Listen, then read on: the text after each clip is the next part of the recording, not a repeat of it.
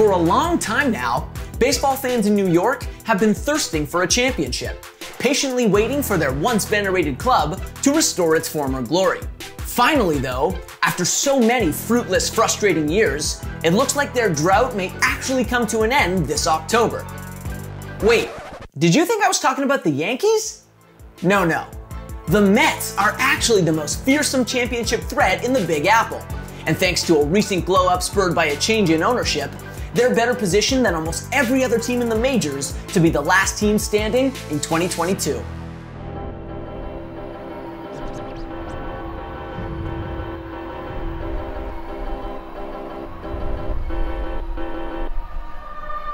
Since last hoisting the Commissioner's Trophy in 1986, the Mets have flirted with greatness a couple of times, notably around the turn of the century and again in 2015, but they've mostly vacillated between being an afterthought and a dysfunctional laughingstock.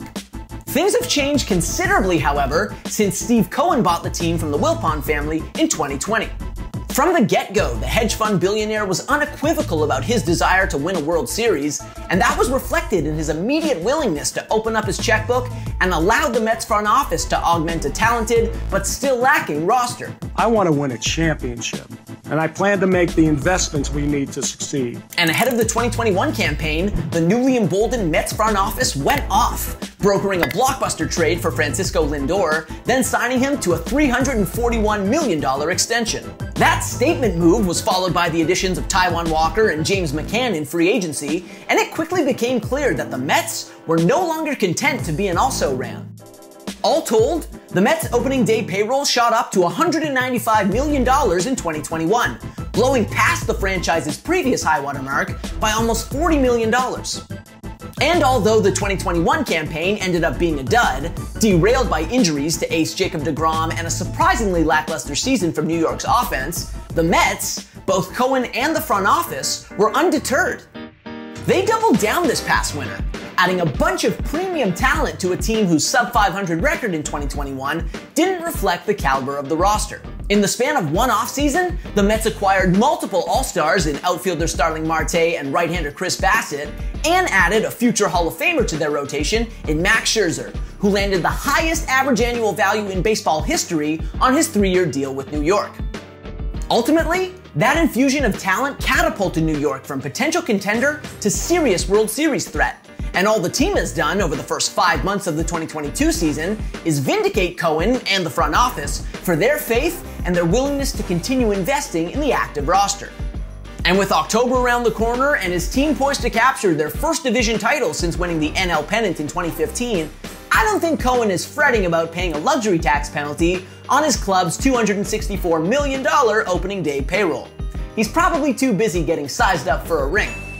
Because the Mets, as currently constituted, are arguably the scariest team in baseball after the historically dominant Los Angeles Dodgers. They're certainly the scariest team in New York. And it's not just because the Mets have a better record than the Yankees. Rather, the Mets have a better record than every team in baseball other than the Dodgers and Houston Astros, despite missing deGrom, their most valuable player, for the majority of the season. Oh yeah, and they were without Scherzer for more than 6 weeks too, due to a midseason oblique injury. Without deGrom, who made his long-awaited season debut August 2nd, the Mets went 65-37. Only once in franchise history have the Mets managed a better record over their first 102 games, and that was, yep, you guessed it, in 1986. It wasn't a fluke either. The 2022 Mets are that good. For starters, their offense has rebounded in a big way after a perplexing down year in 2021, sitting in the top 5 in the majors in runs per game and weighted runs created plus as of this writing. With longtime fixtures Pete Alonso, Jeff McNeil, and Brandon Nimmo all raking, newcomers Marte and Mark Canha both swinging it well too, and Lindor rediscovering his stroke after a substandard first year in New York, the Mets lineup is both deep and extremely balanced.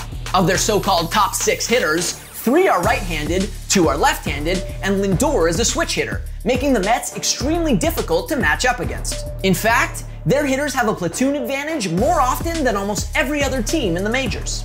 Meanwhile, their bullpen has been among the most overpowering and reliable in the game, managing the highest strikeout rate in the majors as of this writing, while also enduring the 3rd fewest meltdowns. And with all due respect to their bevy of effective but unspectacular middle relievers, that success can largely be attributed to Edwin Diaz, who's arguably the game's best closer. He certainly has the most electrifying entrance sequence in the game.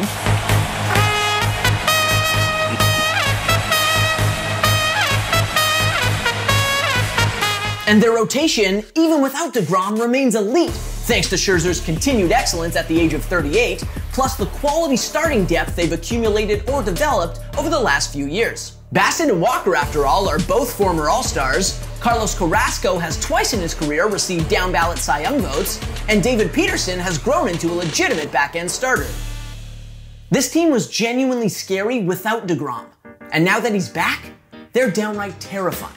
Simply put, this version of the Mets, with DeGrom and Scherzer both healthy, looks almost unbeatable in a playoff series. Because while the club may have erred on the side of caution with those two during the regular season, that won't be the case come October.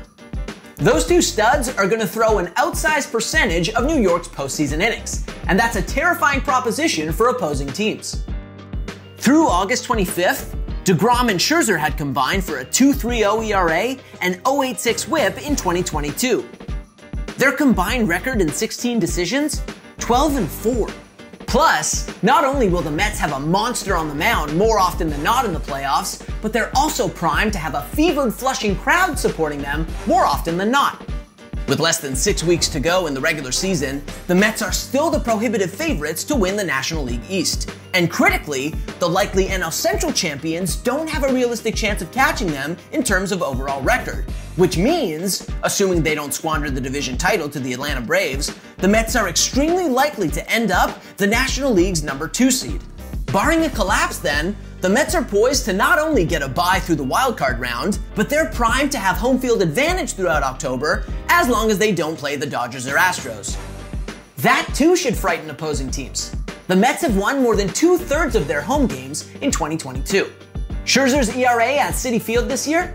1.71. DeGrom's ERA at Citi Field since the start of 2018? 1.83. Now for the obligatory caveat. The baseball postseason is small sample theater, where anything can happen and nothing should surprise you. Having said that though, for the first time in a long time, the Mets are heading into October not merely hoping for the best, but expecting it. They're a juggernaut peaking at the right time, one practically tailored for postseason success. And there's a good chance that when it's all said and done, they'll have brought a World Series championship back to New York. Queens, New York.